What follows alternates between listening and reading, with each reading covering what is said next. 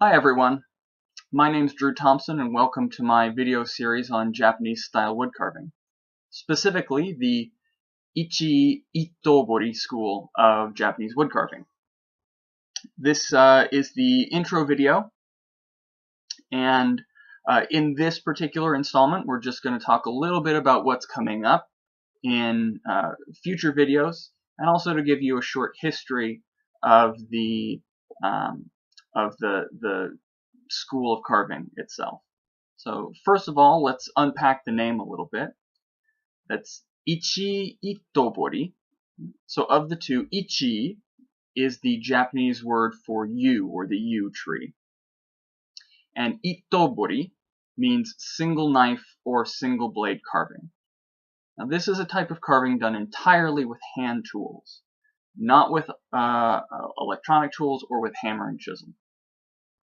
And part of the reason why you have a carving style that uses this is that Ichi is a softwood.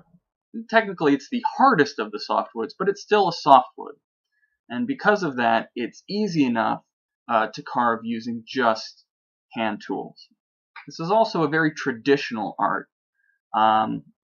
It was started in the Hida area of Japan, where I live, about 2 hours north of Nagoya, about 150 years ago, back before electronic or mechanical tools came to the region. Yew trees are also actually fairly common in the region, and so because of this, this style of Japanese wood carving grew specific to this area. Now, what people make with this type of wood carving typically are what are called netsuke. And netsuke were small carvings that were used to keep pouches attached to the sash of a kimono, because kimono typically didn't have pockets. So they tied the netsuke to these they used the string fasteners to tie these netsuke to their carrying bags, and then looped the netsuke up through the sash to hold on to their stuff. So just to give you an idea, I'm going to show you a couple of examples of netsuke using specifically Ichi. So the first picture we have is this. Now in this first photo, you can really see why people liked using yew wood when doing their carvings. If you look at the monkey, especially around the head and on the arms, you can see how tight the grain is. This, combined with the softness of the wood, really adds up to a wood that can hold detail exceptionally well.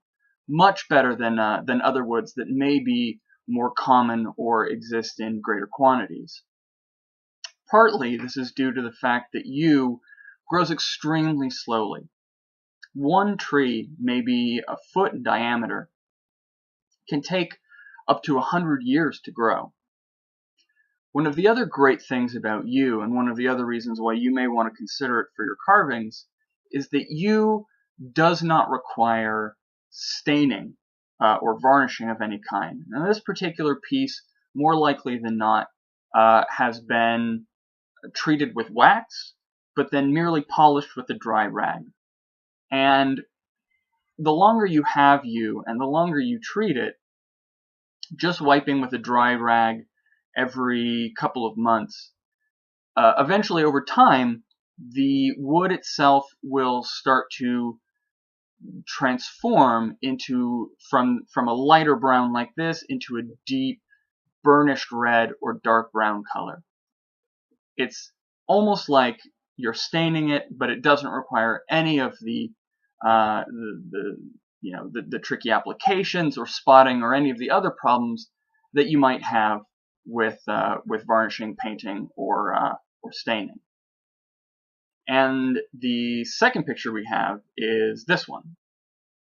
Now in this second photo, you can really see the versatility of yew compared to cedar, boxwoods, or other hardwoods that people may use for carving. despite the different colors, the brown on the leaves and the white of the petals, this is a single piece of wood that's been carved into this particular shape. As you can see, if you design your work correctly and apply your design correctly to the materials at hand, a piece of yew can mimic having inlay, or even mimic a carved piece that used two different kinds of wood. Now, as you can see, it's a little bit different. If you know about netsuke, it's a little different from what you might have seen, because most netsuke are carved using either boxwood or jujube, which is a type of wood that, as far as I'm concerned, is not very common in the U.S., but is very hard to carve because it is a very, very hard wood.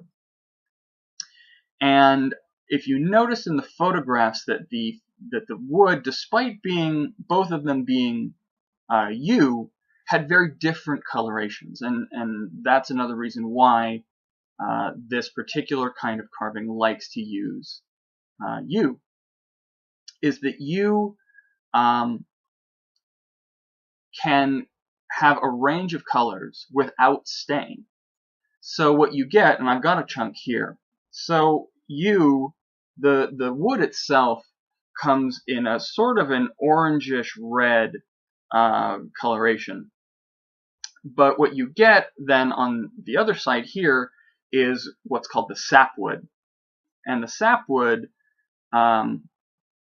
differs from other types of carvable lumbers in that the sapwood is a very, very distinctly different white color. And so, like you saw in the flower carving, you can actually use that difference in coloration and incorporate it into your carving. So for the rest of the installations for the video series, we're going to be talking about the following things, basically in order. The next one should be the introduction to the tools. We'll talk about an introduction to the materials. We'll focus, of course, on ichi, but we will also talk about some of the different woods you can use that might be more easily acquired in the United States or Europe or wherever you may be. We're going to talk basic carving process, choosing your subject and the sort of wood that you want to use, how to prep your carving, the actual cutting, carving, and scraping, how to do detail work, and finally, sanding, finishing, and final steps. Hopefully, by the end of this video series, you'll feel comfortable enough to go out and try Japanese hand carving, specifically the Ichi Itobori school of Japanese carving, for yourself. Thanks for watching, and please look forward to the next installment. Thanks.